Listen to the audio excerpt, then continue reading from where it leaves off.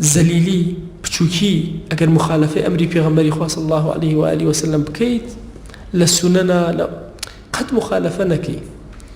یعنی تۆ تەسەوور کە ئێمە چۆن لەگەڵ پێغەمبەری خوا صلی الله عليه وآله وسلم ئەژین، والله هەموو لەحظەیەک وا ئەزانی ئەوە لەگەڵایە.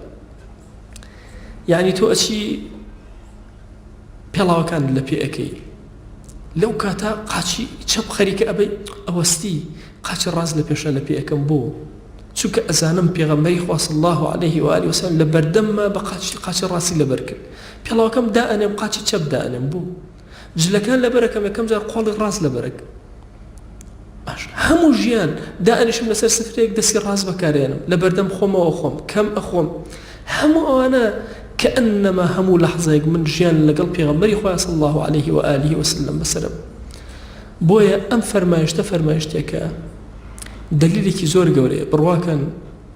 أوانيك بهر شبهيك بهر شوازيك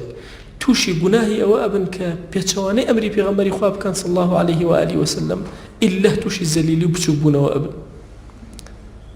زور كاد أوانيك بخويا ألين قرآني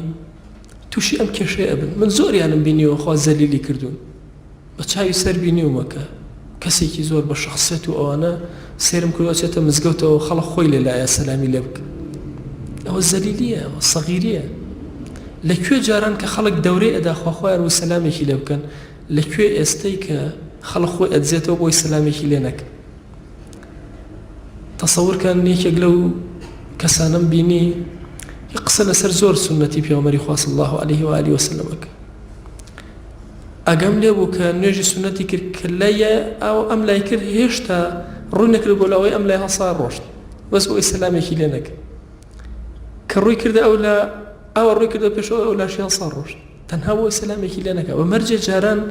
لأنه مزقوتا أبيني توقع جنج بدوريو أما ذل الصهارة أما وتي بيغمبري خوا صلى الله عليه وآله وسلم بخوان بزانا يا نزانا وجعل الذلة والصغار على من خالف أمري